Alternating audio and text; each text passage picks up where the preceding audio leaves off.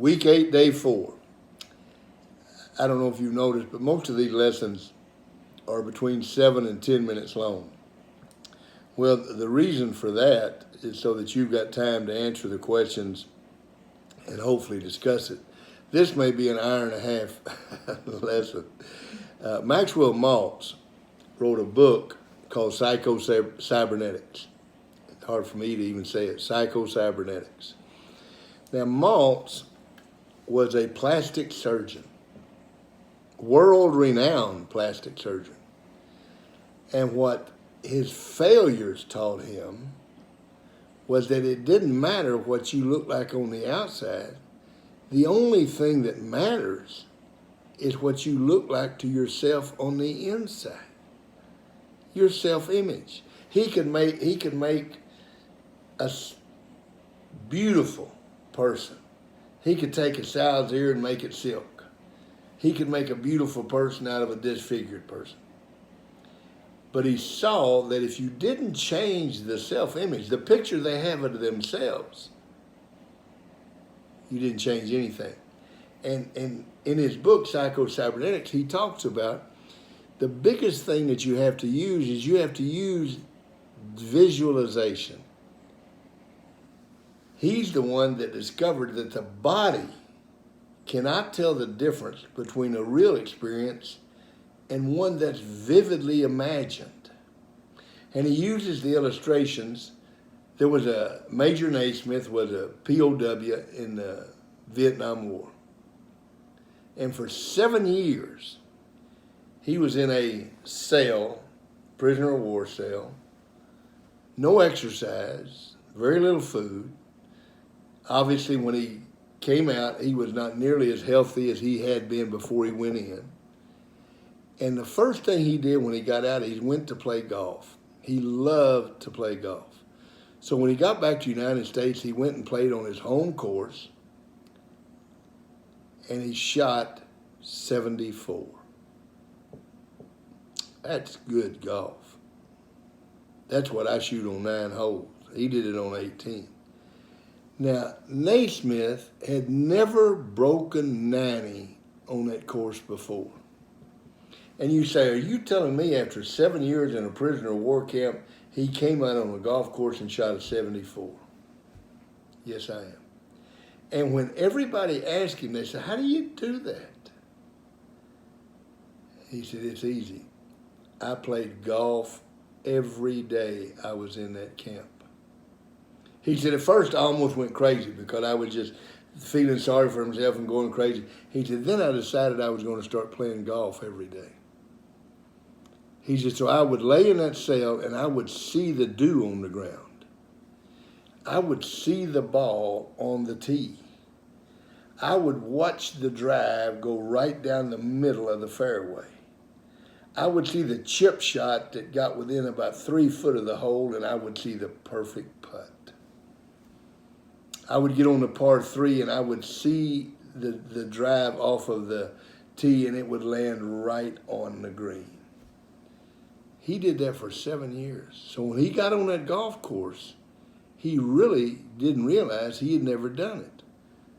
He had imagined and experienced so vividly that his body couldn't tell the difference, so his body did what it had been programmed to do.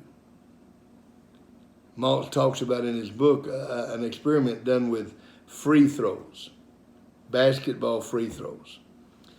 And they took 3 groups and they tested them. And the first group continued to practice every day, 30 minutes a day. The second group did absolutely nothing. The third group practiced mentally. All they did was mentally see the ball go up, go short, or go long, or or go in. The group that did nothing scored about the same as the first group. With both groups that practiced, there was significant improvement. The odd thing was that the group that did nothing physically but practiced mentally visualizing the task scored as well as the physical group. Now, do not get me wrong. You can't sit around and dream. Visualization is imagining something so vividly that your body cannot tell the difference. Now, in 1977, I went and coached at a school at Southeast Missouri University. And I taught psycho-cybernetics, which was really kind of the first character education course I ever taught. And I taught psycho-cybernetics to my offensive line, which I was the coach of. And of course, most of them slept through it, and it was tough to, it was something that was not football. So they struggled with it a little bit. And I wasn't real sure that any of them ever paid any attention to it or anything. We had a player on that football team named Boyd Paulsmeyer. And Boyd was going to be a starter for us, but he was nothing exceptional. He was a normal, average, big offensive lineman. And he was going to start for us, but he would not be the guy we were going to run behind on 3rd and 1. And so when we came back in the fall and we got into pads, one of the first things we always did in pads was we went one-on-one. Offensive line, defensive line. Now, our head coach was the defensive line coach. So he stacked the deck in favor of his defensive lineman. He called the snap count, set, hut. They always went on one. Everything was stacked in their favor. He also had an All-American defensive lineman named Alex Clinton. And we never whipped Alex Clinton in one-on-one. Alex Clinton was the best defensive football player in the MIAA, in the conference. Not just in our school, but in our conference.